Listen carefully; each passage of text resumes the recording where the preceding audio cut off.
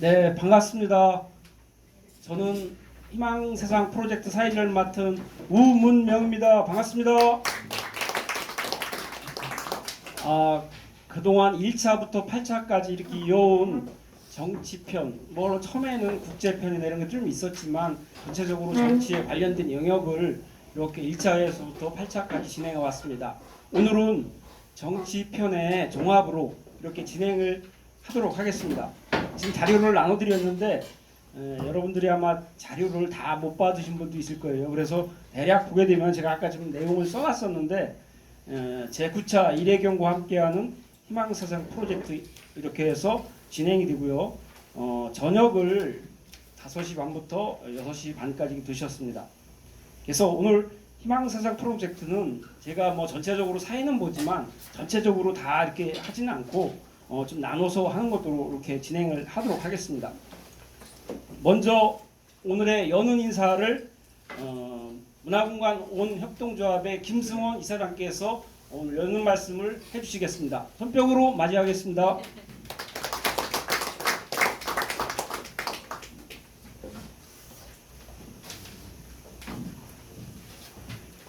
네, 안녕하세요. 지난 한여름이었던 것 같은데 벌써 겨울 입동이 지났습니다.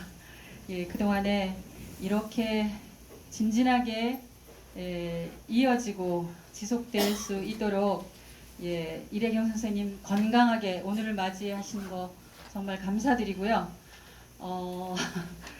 그동안에 한 번도 빠지지 않고 나오셨던 분도 여러 분 계시고요.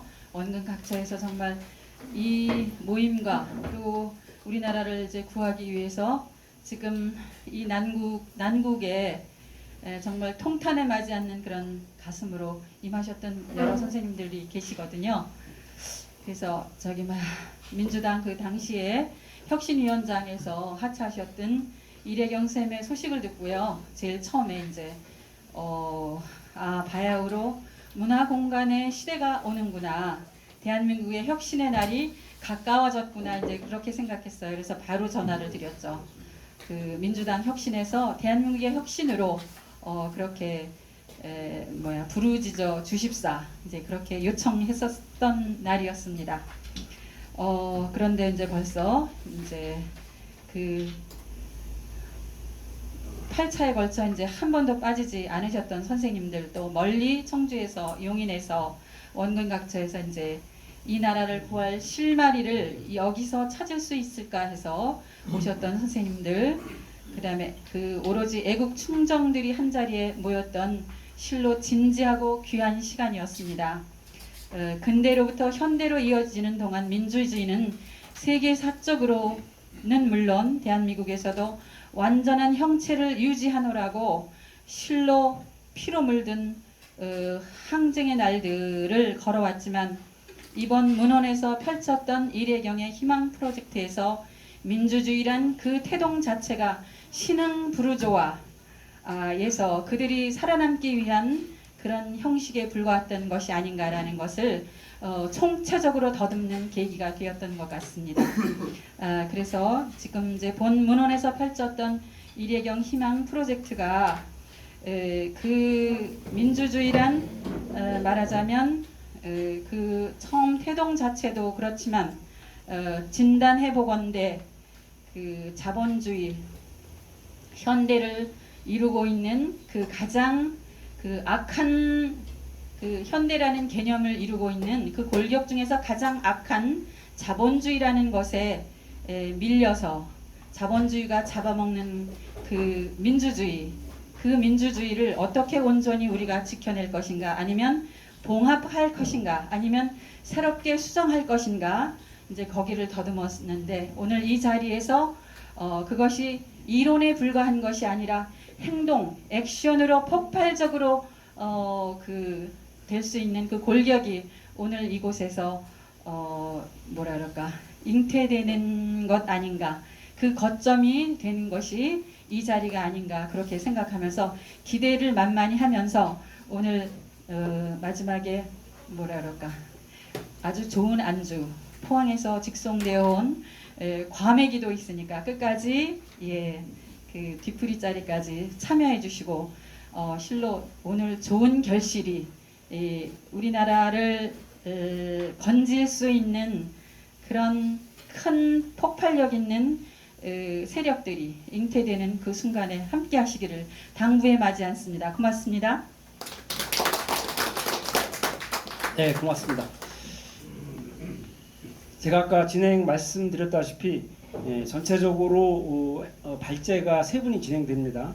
그런 다음에 전체 여기 라운드에서 질의응답을 여기 발제하시는 분, 좌장분 이렇게 해서 같이 진행되고요.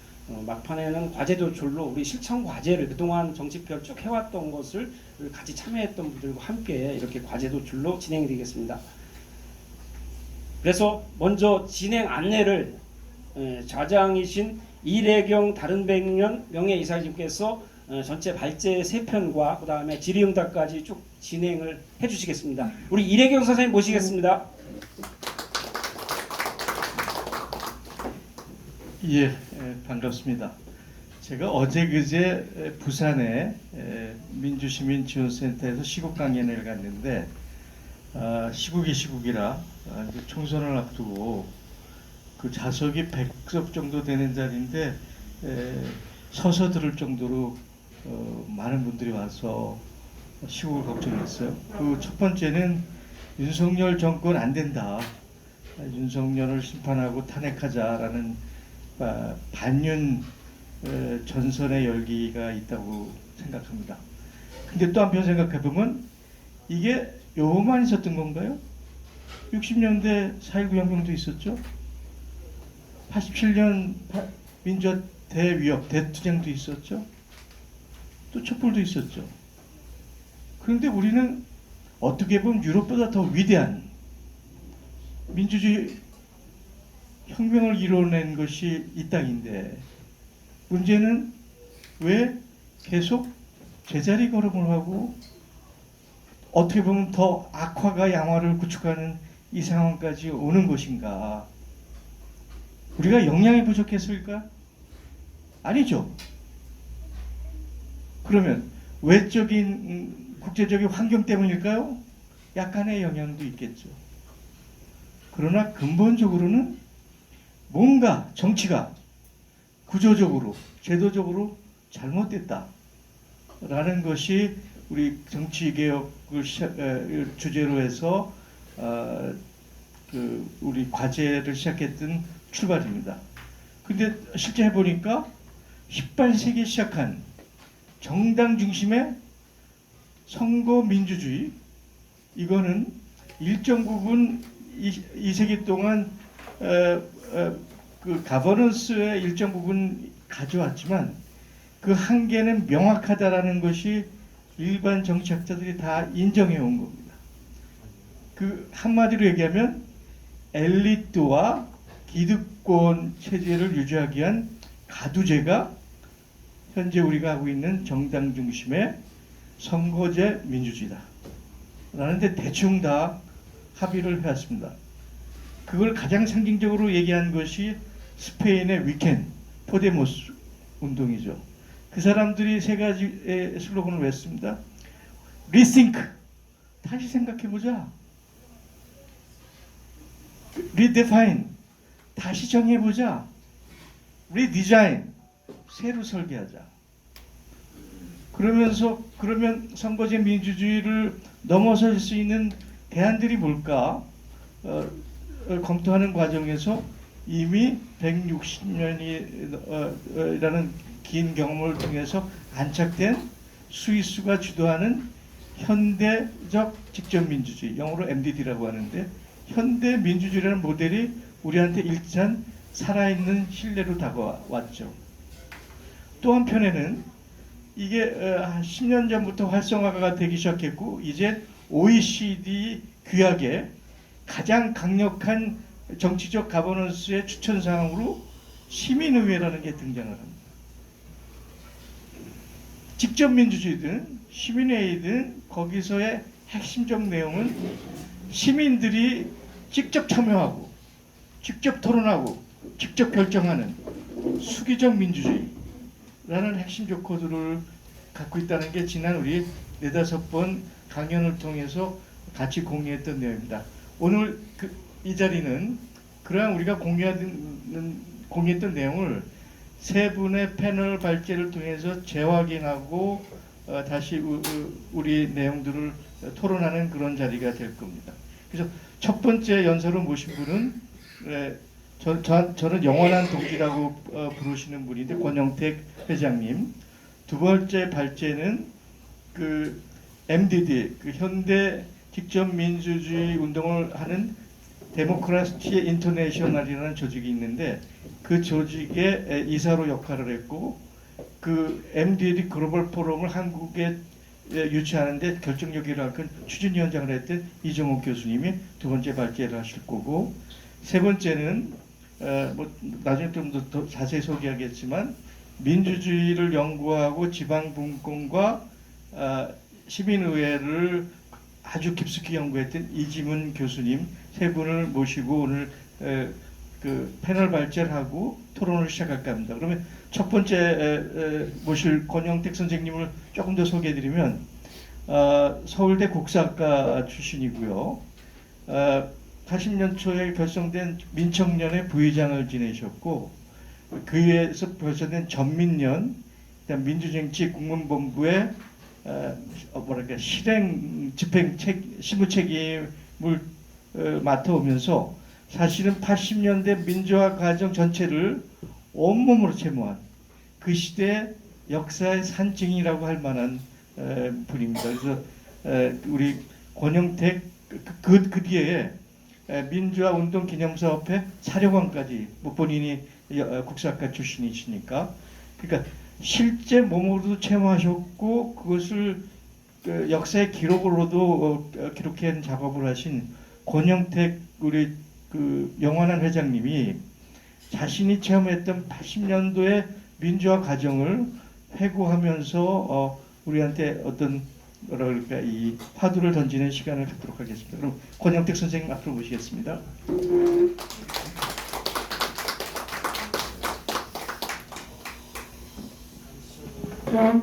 예, 안녕하세요. 소개받은 권영택입니다. 제가 뭐 이렇게 학식이 많은 요 박사님들도 많이 계시고 요 운동에 오랫동안 했던 이런 우리 동지들 있는데 좀 외람되게 이런 하는 자리를 갖게 돼서 좀 외람되게 생각합니다만, 근데 하여튼 우리 이래연 선생이 좀 부담 갖지 말고 했던 그 경험들 이런 걸 쭉 회고하고 거기서 얻은 어떤 그 지혜가 있다면, 깨달음이 있다면 좀 그걸 좀 얘기했으면 좋겠다. 그래서 하여튼 좀 용기를 내서 제가 이 자리에 섰습니다. 제가 말주변도 없고 그래서 이렇게 쭉 수필식으로 정리를 했어요. 그래서 앉아서 쭉 읽겠습니다. 읽고 읽으면서 말씀드리도록 하겠습니다.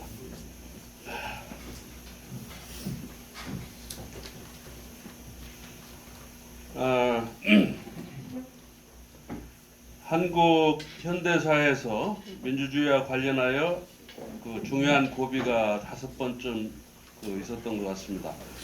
4.19 혁명, 고마 항쟁, 광주 민주화 항쟁, 6월 민주화 항쟁, 6월 민주혁명이라고도 하죠.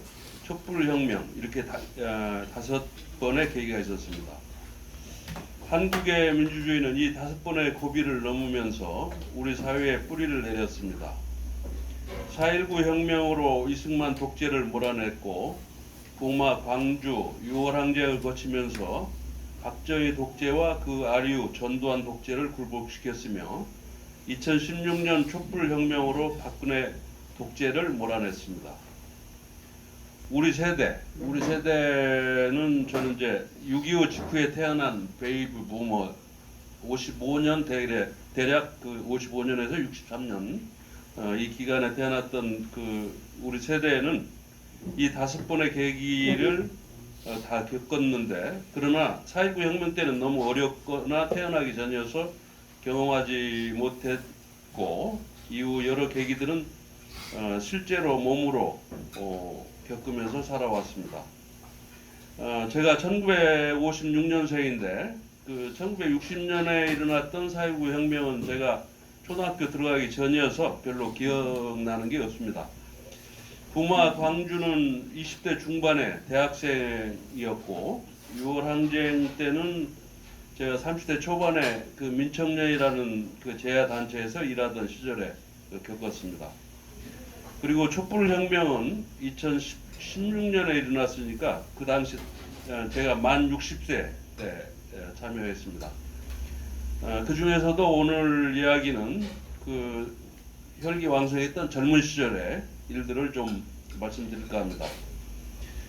제가 고등학교 2학년 때였던 그 1972년에 그 10월 유신이 있었습니다.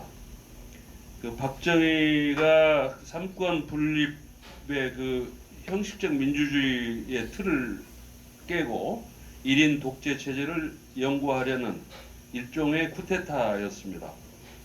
여기 계신 분들은 대개 기억하시겠지만 유신 시대에는 통일주체 국민회의라는 대통령 뽑는 그런 거수기가 있었고 국회의원도 3분의 1을 그 대통령이 임명했습니다. 유정이라고 했죠. 그 대학 입시를 준비하던 때였으니까 그 당시 저는 이 유신헌법을 공부하면서 좀 이상하다 이렇게 생각을 가졌습니다. 대통령 권력이 너무나 강했고 상권 분립 그 교과서에 배웠던 상권 분립도 없어졌고 긴급 조치라는 어마어마한 장치가 있어서 이상했습니다. 그렇지만은 당시 이제 대학에 가기 위해서 이거 이상한 유신헌법을 열심히 공부했습니다. 대학에 들어가서 이제 그 농법회라는 이 이념 서클에 들어가서 그 선배들한테 그 배우면서 이 유신헌법이 얼마나 엉터리고 박정희가 얼마나 지독한 독재자인가를 알게 되었습니다. 저도 이제 그 선배들을 따라서 운동권 학생이 되었습니다. 유신 쿠데타 이후로 한국 사회에서 그 민주주의는 사라졌습니다. 민주주의 꽃이라는 선거는 있었지만 그 허구적인 장치였죠. 그 대학생들이 그 민주화를 위한 그 시위를 끊임없이 일어났는데 이것이 유일한 그 민주화 희망이었던 시대였습니다. 야당이 있긴 했지만 이들이 그 민주화를 이루어내리라고 믿을 수가 없었습니다. 물론 이제 김대중, 김영삼을 중심으로 하는 비교적 현명한 야당 정치인이 있어서 독재 정권의 핍박 속에서도 근근히 정당 정치의 맥을 이어가기는 했습니다. 저 역시도 그 운동권 선배들의 선례를 따라서 4학년 때 동료들과 함께 유신헌법 긴급조치에 반대하는 학내 시위를 주동했습니다. 동료 5명은 붙들려서 감옥에 갔고 저는 다행인지 불행인지 그 현장에서 붙들리지는 않았지만 학교에서 제명되고 2년 이상을 수배 상태로 지냈습니다. 그러다가 11.25로 박정희가 죽고 긴급조치가 해제되면서 수배에서 풀려났습니다. 1979년 11.26으로 박정희가 김재규의 총에 맞아 죽고 유신체제가 무너지자 잠시 민주화의 바람이 분 적이 있습니다. 1980년 이른바 서울의 봄이라는 시절이었죠. 저도 학교에 복학해서 열심히 민주화 시위에 참여했습니다. 그러나 박정희를 뒤이어 나타난 전두환이라는 자가 12.12 쿠데타로 정권을 잡고 유신체제를 이어서 독재체제를 이어갔습니다. 그리고 5.17 쿠데타를 일으켜 독재체제를 공고히 하려 했습니다. 이에 맞서서 5.18 광주항쟁이 일어납니다. 전두환은 광주항쟁을 무력으로 진압하고 선거인단 선거라는 박정희 시대 통일주체 국민회의와 비슷한 그 간접 선거로 임기 7년짜리 그 대통령이 됩니다. 다시 군사 독재 시대가 되었습니다. 전두환 시대에도 정치는 있었지만 민주주의는 없었습니다. 의석의 3분의 1을 비례대표로 뽑았는데 그중 3분의 1을 여당이 가져가게 돼 있었고 선명한 야당 정치인은 종합법으로 묶어놓고 여당의 친화적인 그 야당 정치인들에게 그 뒷돈을 대서 민한당이라는 이중대 야당을 만들었습니다. 물론 제야와 학생운동은 철저히 탄압을 했죠. 전두환 시대 7년이 지나 1987년에 다시 대통령 선거가 있게 되었는데 또다시 체육관 선거로 대통령을 뽑으려고 하자 국민들이 강력히 반발하여 6월 항쟁이 일어납니다. 여러분들 기억이 나실지 모르지만 당시 4.13 호원조처락에서 1987년 4월 13일 전두환이 대통령 직선제 개헌 논의를 일체 중지하고 현행 헌법으로 대통령 선거를 치르겠다는 발표를 합니다. 이것이 이제 전국적으로 호원 반대 운동, 범국민적 개헌 운동, 민주화 운동을 촉발시키는 계기가 됩니다. 물론 박종철 군 고문치사 사건 등 인권유린 사태와 이것을 은폐하는 시도가 폭로는 사태가 국민의 공분을 사서 6월 항쟁의 도화선이 되기도 했지만 전 국민적 항쟁으로 발전시킨 중요한 계기가 된 것이 이 4.13 호원조치였습니다.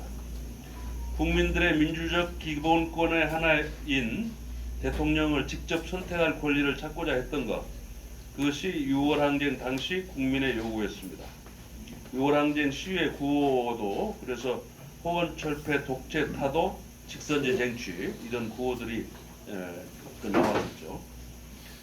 6월 항쟁 당시에 저는 이제 민청년이라는 단체에서 활동을 했었는데 그 전전회에 그 1985년 이제 김군태 그 고문 사건이 있었을 때 그때 구속돼서 징역을 살고 나와서 민청년 부의장으로 복귀해서 활동을 하고 있었습니다.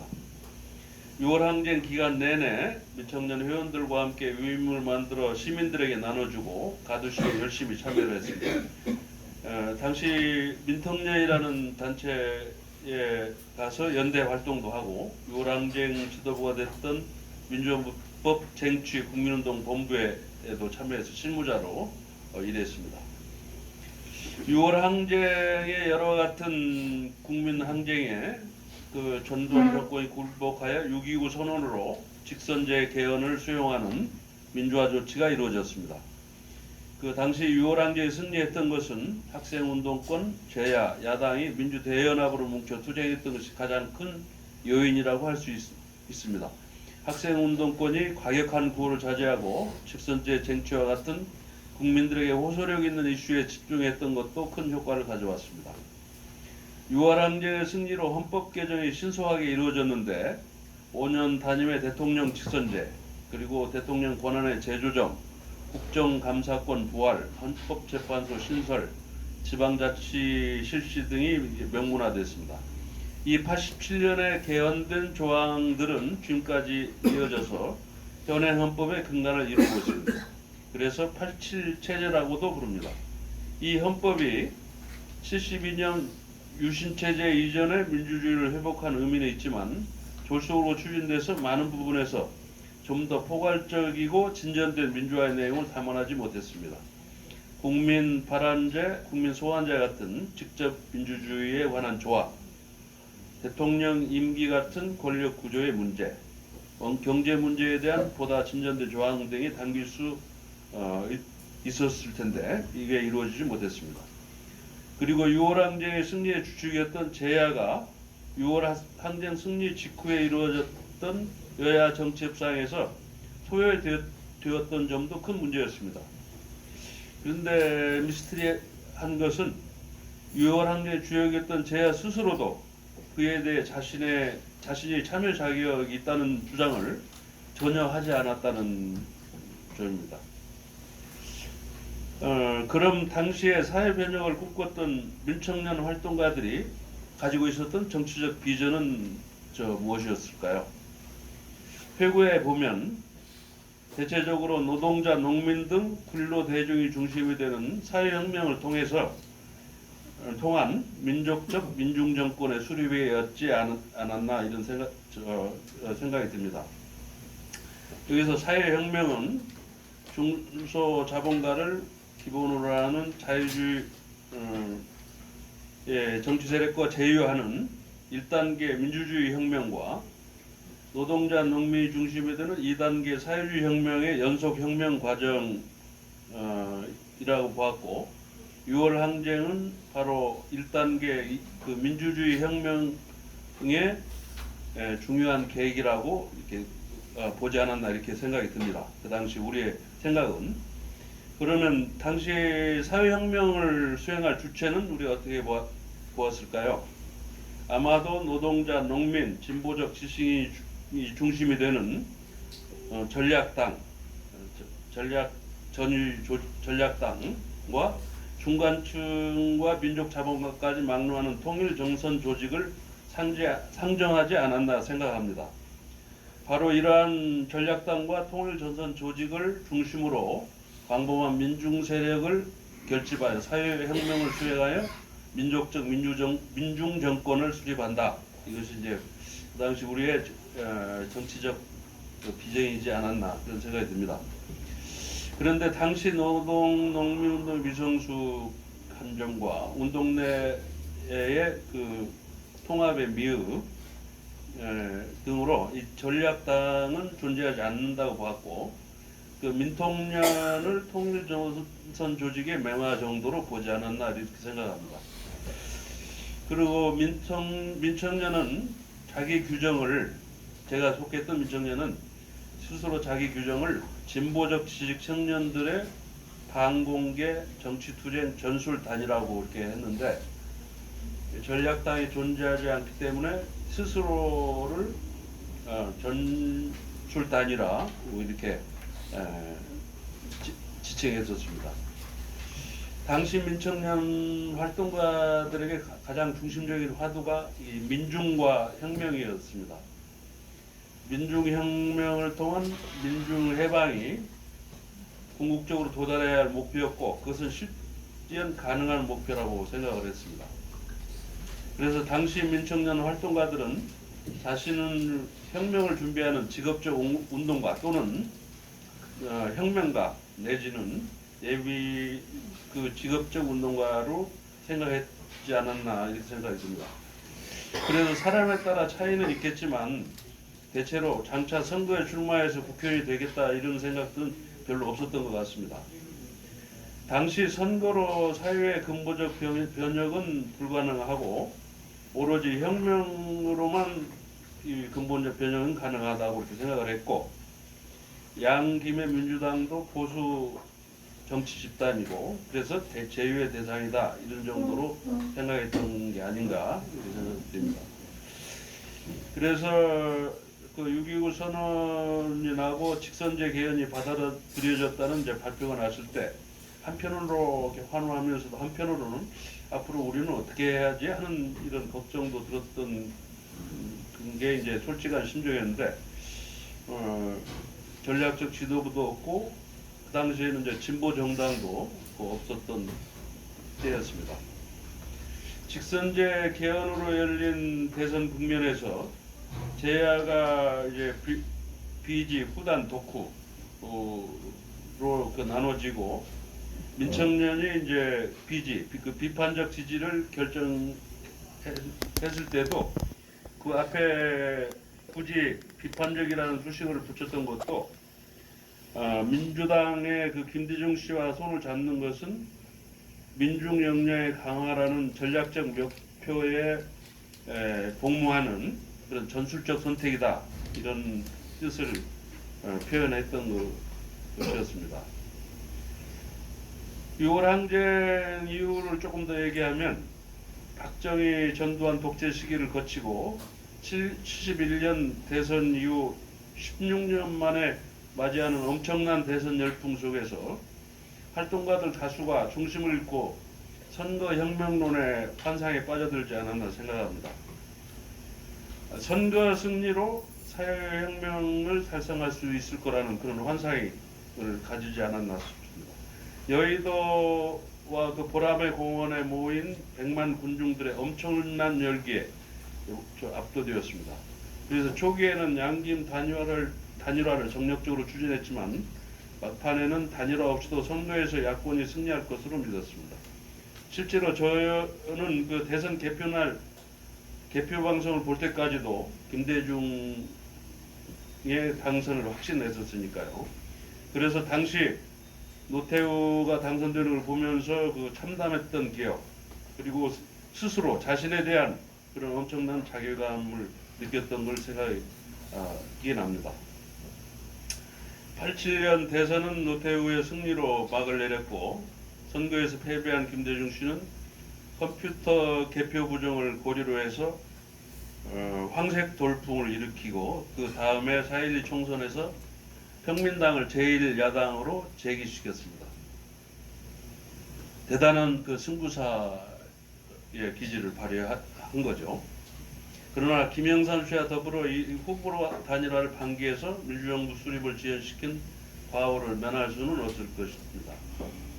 아무튼 87년 대선에서 단일화에 실패하여 노태우에게 정권을 넘겨줬던 양김 씨는 그러나 우여곡절을 거쳐 5년마다 김영삼, 김대중 순으로 대통령이 되었습니다. 6월 항쟁이 그 민주화를 시대의 대세로 이끌었다는 점이 있었겠지만 87년 6.29 이후 개헌협상에서 대통령 임기를 5년 단임으로 결정한 것도 이 두 분이 차례로 이렇게 대통령이 될 수 있었던 그런 이게 뭐 이유가 되지 않았나 생각이 듭니다. 6월 항쟁으로 군사독재의 시대는 가고 형식적 절차적 민주주의가 보장되는 민주화의 시대가 열렸습니다. 그리고 학생운동, 노동운동, 청년운동을 휩쓸었던 혁명적 열기도 90년대 들어서면서 급속히 식어갔습니다. 91년 5월 투쟁이라는 게 있었죠. 여기서 그 정원식 총리 밀가루 투척 사건으로 그 여론의 문매를 맞고 운동권의 그 대정부 투쟁이 실질적으로 패퇴했습니다. 이 5월 투쟁을 기점으로 해서 혁명적 열기가 급속히 식어간 것 같습니다. 이 당시 세계적으로는 고르바초프의 페레스트로이카 이후에 일어난 소련의 해체 과정, 동구권 공산주의 정권의 몰락, 그리고 독일의 통일 같은 이런 큰 사건들이 있었습니다. 90년대 들어서 우리 사회에서 민중담론과 혁명담론도 급속하게 사라졌습니다. 대학을 다니다 노동 현장에 들어가 혁명을 꿈꾸던 젊은 운동가들이 대부분 현장에서 나와서 새로운 삶의 진로를 모색하게 되었습니다. 후쿠야마라고 하는 사람이 그 미국의 뭐 정치학자죠. 프란시스 후쿠야마가 역사적 종말 담론, 즉 자유민주주의와 자본주의 사회가 영속할 거라는 주장이 이게 설득력을 당시에 얻었던 것으로 생각됩니다. 우리 진보운동 내에서도 혁명이라는 건 이제 좀 멀어졌는데, 이 전략당을 구축하려는 시도, 그 이전까지 있었던 그 시도는, 끊임없는 시도는 90년대 강철, 김영환을 중심으로 한 민혁당을 끝으로 해서 거의 막을 내린 것으로 보여집니다.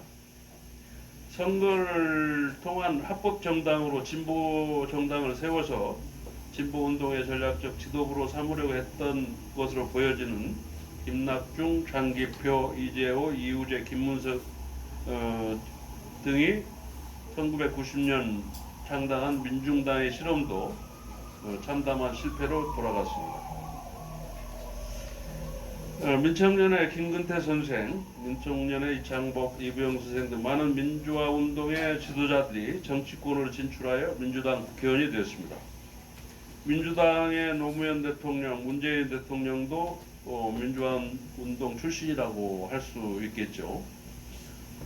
지금 민주당 안에는 그 민주화 운동 출신자들이 모인 민평련이라는 국회 내에 최대 계파를 이루고 있습니다. 현재. 그럼 현재는 그 민주당이 중심이 돼서 오랜 민주화 운동의 꿈인 사회혁명 또는 사회개혁의 길로 지금 나가고 있는 거라고 봐도 좋을까요? 민주당이 우리 사회 내에 온갖 차별을 철폐하고 민중해방, 노동해방의 세상을 만드는 주체가 될 수 있을까요? 민주당을 앞세워 공동 부유, 대동세상 이게 이제 중국에서 뭐 나온 얘기입니다만 그런 꿈을 실현할 수 있을까요?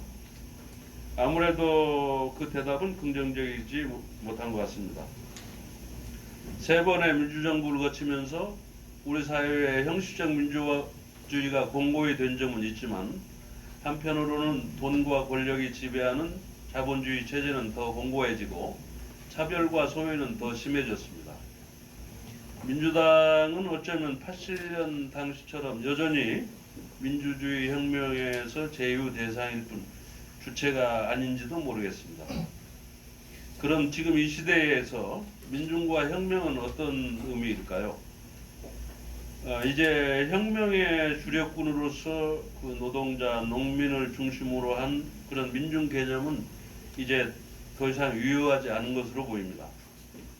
오히려 우리 사회의 밑바닥을 이루고 있는 가난한 자, 힘없는 자, 억눌리고 소외된 자, 다시 말하면 총체적인 사회적 약자를 민중이라고 부르는 것이 좀 더 유효하지 않을까 생각합니다. 혁명의 주체라기보다는 혁명이 필요한 근거로서 민중이라는 개념이 아직은 유효하지 않는가 이렇게 생각합니다. 그럼 우리 사회의 혁명은 어떻게 가능할까요? 그 주체는 어떻게 형성될 수 있을까요? 대답하기 어려운 주제이고 제 능력 바뀜으로 질문으로 남겨두겠습니다. 영원할 것 같던 자본주의 체제는 2008년 미국발 금융위기를 기점으로 해서 그 취약점을 노정하고 있고 그러면서 민중 담론, 사회개혁 담론들도 서서히 다시 살아나고 있는 듯이 보입니다. 그러나 급속하게 발전하는 생산력과 사회 변화에 조응한 설득력 있는 사회 변혁 이론, 사회 혁명 이론이 나오고 있지 못한 상황으로 보입니다. 물론 이제 그런 이론적 작업, 노력은 지금도 계속되고 있다고 보여집니다. 오늘 이제 그 얘기들 2023년 현재 제기되고 있는 담론들, 직접민주제, 수구민주제, 그리고 최근 그 비상시국회의에서 제시하고 있는 진보연합당론 등 이런 것들도 그런 이론적 작업과 이론적 노력의 일환으로 이게 아닐까 이렇게 생각합니다. 이렇게 좀 요 지루한 제 수필 같은 얘기를 경청해 주셔서 감사합니다. 네. 저희를 일제감정기 36년 전 87년에 그 당시에 젊은 혈기방장했던 그 시대를 우리한테 재현시켜준 그런 얘기입니다. 36년이 지났지만 우리 권영택 회장이 가지고 있던 그 당시에 민중, 혁명, 새로운 변화에 대한 저기는 상황과 조건이 달랐지만 여전히 우리한테 중요한 화두를 던질 거고 앞으로 우리가 토론할 때 굉장히 중요한 암시와 참조가 될 거라고 생각합니다. 두 번째 패널을 맡아주실 분은 대구 캐톨릭대 사역가 교수를 오래 재직하셨고 민주화운동 기념사업회 자문교수로 활동을 하면서 그 당시 유럽에서 일어나고 있는 직접 민주주의 운동에 결합해서 소개하면서 그 박원순 시장 초임 시기에 그 직접 민주주의 글로벌 포럼 아마 10회였죠? 그 10차였죠? 2차를 서울에 유치하는 결정적인 역할을 해서 그 당시 한국에 이룬 민주주의 역량을 전 세계 홍보하는 큰 역할을 하셨습니다.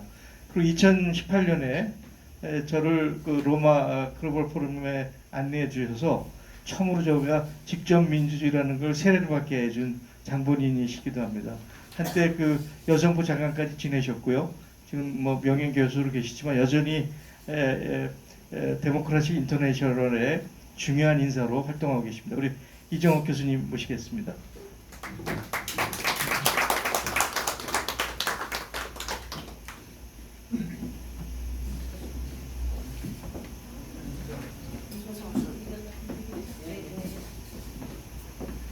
예, 반갑습니다. 이걸 어디든지. 예. 뭐 저도 똑같이 이 자리에서 뭐 여러분 앞에 서서 말할 수 있는 자격을 갖춘 사람은 아닌데 그 이대경 이사장님의 권유를 뿌리치기 어려워서 이 자리에 섰습니다. 그래서 여러분한테 이제 제가 보고 들은 여러 이야기를 조금 짧은 시간에 이제 공유해 드릴까 합니다. 저도 2008년에 이제 광우병 사안을 보면서 당시에 이제 한국이 가지고 있는 가장 큰 요새 K 시리즈가 유행하는데 K 시리즈가 유행하는데 이제 제가 90년대와 2000년대 여러 국제 연대 활동을 하면서 느낀 거는 한반도의 평화가 굉장히 순식간에 위태롭게 될 수 있는 상황이 항존하고 있다 하는 것을 느꼈습니다. 그래서 그거를 방어할 수 있는 방어벽이 무엇일까라는 고민 속에서 제가 그냥 제 개인적인 유치한 생각으로는 우리나라는 거의 100만 학도가 민주주의라는 대의명분을 위해서 때로 목숨도 걸고 거리에 생업을 팽개치고 거리에 나갈 수 있는 저력을 가진 국가다라는 것을 그 민주화 운동이라는 것을 공공외교의 자산으로 삼으면 다른 나라가 우리나라를 저 나라는 건드리면 굉장히 골치 아프겠다 이렇게 뭐랄까 한두 명의 정치인에 의해서 움직여지는 나라가 아니다 이런 느낌을 줄 것 같아서 민주화 운동 공공외교를 하려고 민주화 운동 기념사업에 결합을 했습니다. 그래서 민주화 운동이 얼마나 세고 치열했는지 이거를 이제 국제사회에 알리려고 했고 그 일환으로 이제 광우병 사안에서 일어난 그 여러 가지 그 대중 집회 이거를 들고 그 당시에 이제 스위스 아라우에서 아주 작은 인구 2만의 도시였는데 그곳에서 그냥 이런 자리에서 이거보다는 좀 더 좋은 자리였지만 그분들이 이제 직접 민주주의 논의를 하는 자리가 있다는 소식을 듣고 제가 그 광우병 사례를 발표하려고 거기에 갔습니다. 스위스에. 그래서 가서 이제 그걸 딱 이렇게 자신만만하게 비록 영어는 못하지만 자신만만하게 그걸 발표를 척 했더니 이런 지하에 그거는 직접 민주주의가 아니다 이렇게 얘기를 하더라고요. 그러니까 그거는 직접 행동이나 시위가 곧 직접 민주주의는 아니다 이렇게 단언을 해서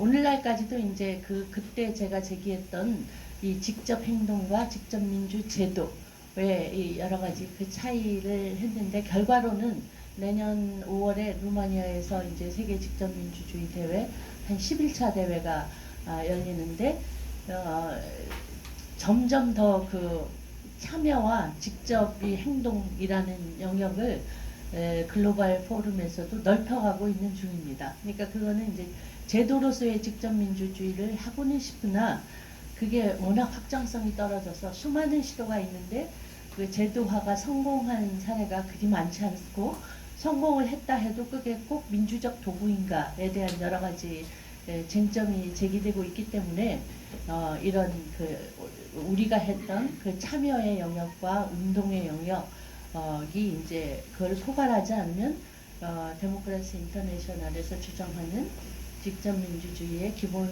명분이 서지 않는다는 쪽으로 가는 것 같습니다. 그래서 저는 이제 그분들하고 이제 항상 그 논쟁이 이제 직접 민주주의와 대의제 민주주의를 하고자 할 때 그 일반 유권자가 이제 말하자면 보통 아까 이래경 이사장님도 말씀하셨듯이 현대 대의제 민주제는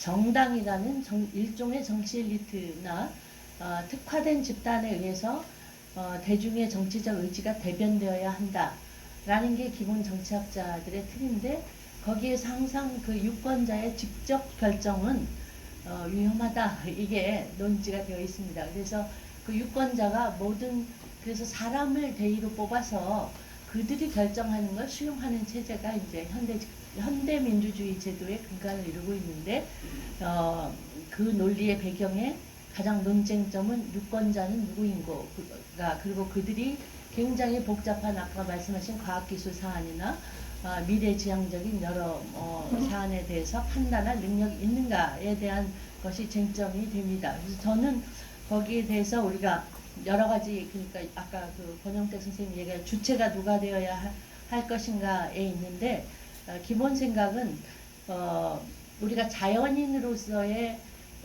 한국 국적자, 지금 현재 이제 생물학적 연령을 기반으로 해서 그 유권자가 되는데, 그 단순 유권자만으로는 충분하지 않다, 이게 저의 생각입니다. 그래서 이게 공적인 민주든 공화든 그 주권자적인 선택을 하기 위해서는 그 공공 영역에 대한 부단한 공부가 필요하다. 그러니까 그래서 저는 직접민주주의 운동을 하다 민주시민교육이 먼저 되어야 한다라는 쪽으로 의견을 조금 그쪽으로 의견을 가고 있는 중입니다. 그리고 우리가 시민이라는 개념도 그냥 쓰지만 시민은 기본적으로 공공성에 대한 관심이 있고, 적어도 자기 부패는 하지 않은 자, 그리고 그냥 단순히 복지의 대상, 이런 사람.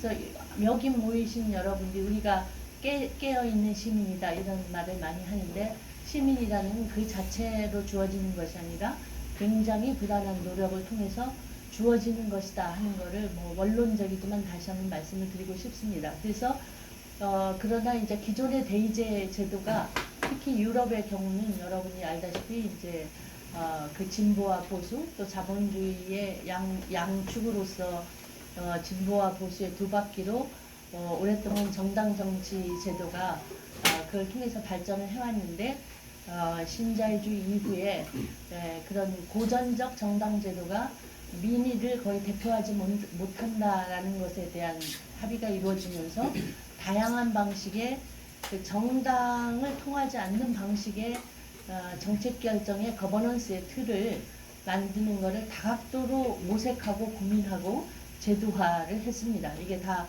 90년대 후반부터 이루어진 것. 그래서 이제 민주주의도 기존의 정당 중심의 정당이 추천권과 대표권을 가지고 있으면서 하는 방식이 아니라 그 제도를 뛰어넘는 더 많은 민주주의, 이거 다 그 다음에 이제 수기민주주의, 직접민주주의라는 것을 민주주의 소위 선진국이라고 하는 서구에서도 다 똑같이 우리와 똑같이 제로 베이스에 놓고 논의를 시작하거나 또 이 논의를 통해서 새로운 제도를 만들어가는 것을 보아왔습니다.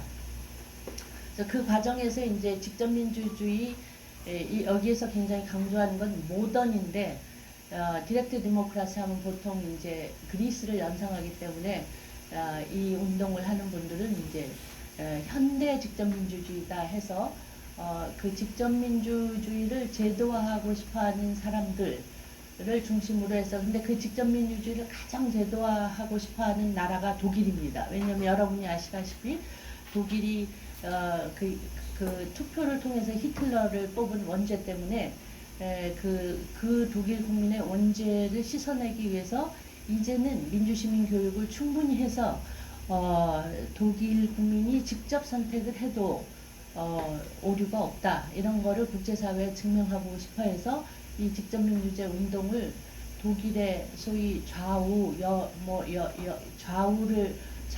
노사를 막론한 그룹이 여기처럼 한 10,000명 이 정도의 그 분들이 통일 전과 통일 후까지 지금까지 이 직접민주주의 운동의 바퀴를 돌리고 있는 기본 축입니다. 그게 그분들이 이제 그분 중에 이제 좀 독지가가 돈도 내고 해서 데모크라시 인터내셔널을 만들어서 푸엘룬에 본부를 두고 뭐 저 같은 사람도 이사로 하면서 그 독일의 직접민주주의 도입이지만 그 명분을 조금 더 확대하기 위해서 글로벌 포럼으로 이거를 전 지구적 차원으로 그거를 하면서 전 지구의 직접민주주의를 제도화하는 것을 지원하고 함께 한다 하는 것 취지로 이 글로벌 근데 처음에는 이것은 이제 결과론적인 것이지 굉장히 균합적으로는 아까 말씀드렸듯이 제1회는 2008년에 아라우라는 인구 2만의 도시에서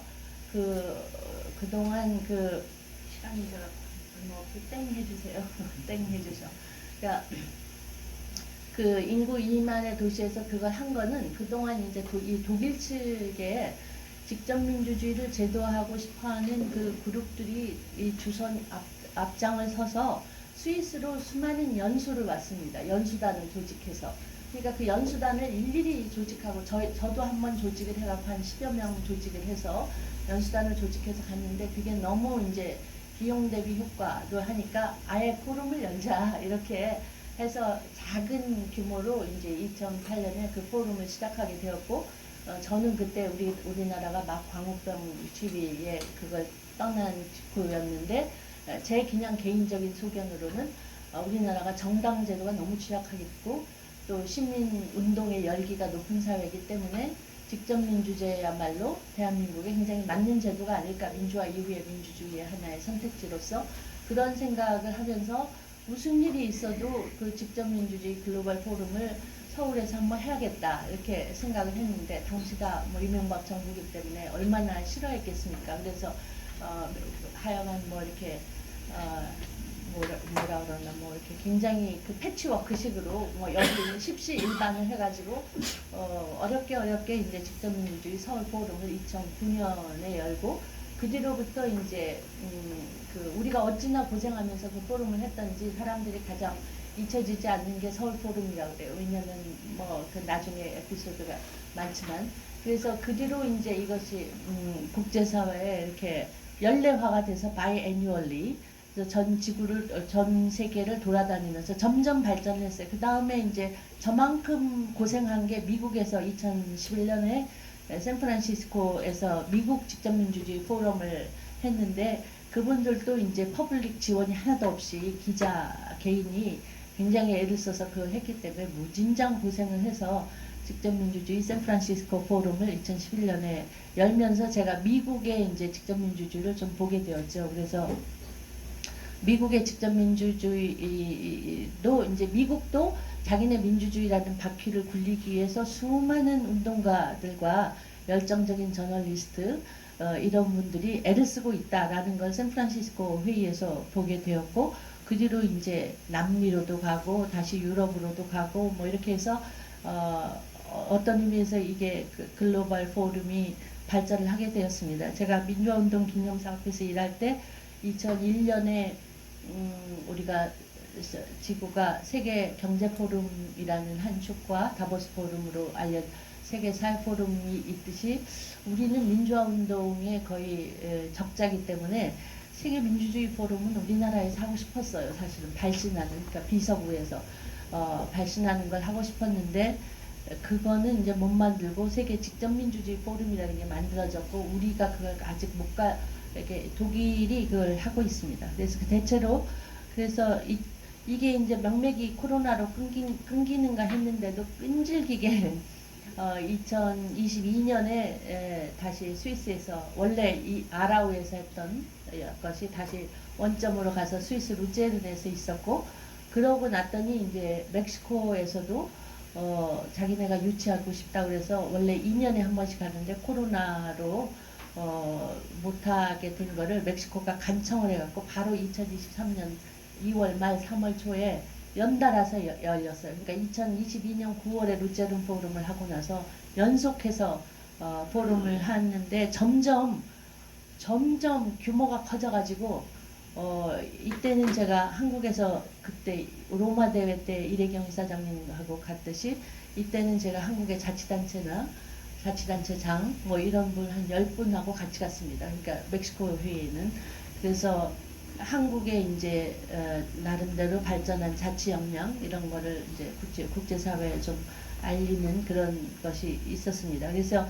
지금 보시면 세계대회가 이게 돈도 없고 사실 제도화된 기관이 딱 있는 것도 아니고 이런데도 이게 스노우볼링처럼 이렇게 해서 한 번도 빠지지 않고 이렇게 열리고 어떤 때는 유치전이 벌어질 정도로 이렇게 경쟁이 치열하게 되고 있습니다. 이게 아라우에서 처음 했었던 이 소박한 상황이고, 그다음에 몬테비데오 그 우루과이가 직접 민주를 매우 제도화하고 있는 나라입니다.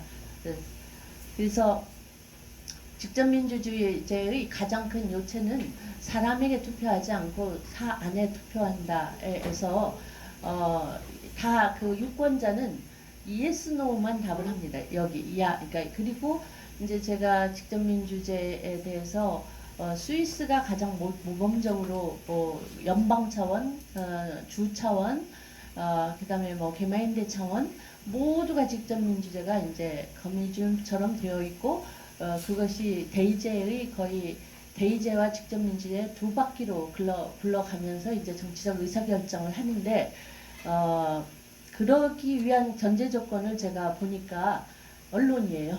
그래서 지금 제가 언론이 다 스위스는 라디오, TV, 신문 다 공영이에요. 그래서 다 공영이고 직접 민주제의 그 선거가 돌아오기 전에 각 언론사가 편집회의를 해서 예를 들어서 외국인에게 시민권을 줄까, 뭐 EU에 가입을 할까, 스위스 군대를 폐지할까, 뭐 이런 여러 가지 정책적 사안이 이제 투표 안으로 올라오면 거기에 대해서 자기 편집진의 방향을 정해요. 우리는 여기에 찬성하자.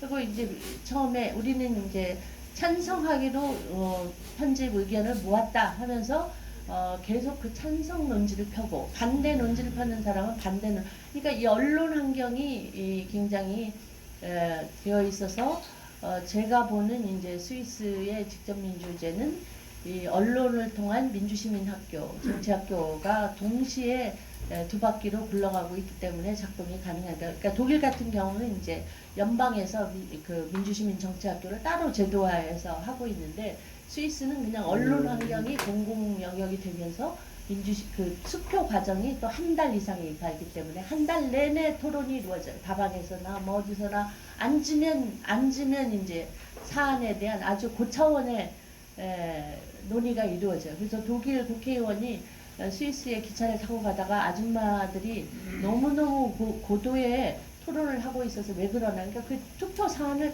다 토론을 하고 또 하고 하는 것이 이제 그 자체가 민주시민 고 중요한 것일수록 다 직접민주제로 헌법 개정은 반드시 의무적 직접민주제로 하게 돼 있습니다. 이게 독일에서 지금 그 직접민주제 운동을 하는 옴니버스, 그러니까 이 버스를 타고 다니면서 서명을 받고 독일은 열심히 한 결과 16개 주에서 8개가 지금 8개 지방 차원, 연방 차원은 아직 못하고 있고 직접민주제를 제도화하고 있고 미국 또 우리나라도 한번 이렇게 연수를 갔습니다. 그러니까 미국의 경우도 주 단위가 절반 정도가 지금 직접민주제를 제도화하고 있고 연방 차원에서 하고 싶어 하는데 수정헌법 때문에 헌법 개정이 불가능하기 때문에 미국은 이제 연방 차원에서 직접민주제를 하는 건 굉장히 어렵다 이렇게. 그래서 미국의 여러 가지 이제 근데 미국과 스위스를 보게 되면 직접민주제를 제도화하는 방식이 굉장히 차이가 나는 것을 알 수가 있습니다. 그러니까 미국은 아까 얘기했듯이 프롭2 이러면서 이렇게 의제를 숫자화하고 있기 때문에 수기 과정이 충분히 들어갈 수가 없습니다. 그러니까 물론 그게 동물권 찬성 반대 이렇게 하지만 그냥 그 뭐랄까 하이라이트 자체가 프롭2, 프롭8 뭐 이렇게 되니까 그 논쟁할 수 있는 시간이 짧고 논지를 할 수 있는 시간이 짧고 그렇기 때문에 이제 그 투표를 또 그 대의제하고 같이 섞어서 합니다. 그래서 직접민주제 그 자체가 스위스만큼 이렇게 꽃 피우기는 조금 덜 척박한 환경이다라는 거고 여러분이 이제 직접민주제가 그 스위스 같은데 특히 이제 제가 여기서 인상적이었던 거는 EU 가입이라든가 되돌이킬 수 없는 외교적 사안 반드시 국민투표로 하게 돼 있습니다. 직접민주제로. 그래서 이제 스위스가 EU에 가입이 안 되고 있지만 어쨌든 그래서 미국 직접민주제도 미국하고 스위스가 가장 이제 이 직접민주제를 많이 제도화하고 있는 나라하고 EU 레벨에서도 직접민주제를 제도화하려고 하다가 그게 이제 뭐랄까 현실적으로 하니까 과도기적으로 택하는 게 되게 시민의회입니다. 그러니까 아일랜드의 시민의회 그룹이라든가 또 연방 차원에서 독일도 안 되기 때문에 기후 문제 같이 사람들한테 굉장히 호소력이 있는 문제를 독일도 지금 시민의회를 구성을 했습니다. 기후 변화에 대한 것으로. 그래서 그 시민의회가 직접민주제로 가기 전 단계의 하나의 새로운 틀로 조금 확산이 되고 있습니다. 그래서 그 다음에 이제 EU 레벨에서 직접민주제를 상징적으로라도 이제 구성하기 위한 운동이 꾸준히 이루어지고 있고,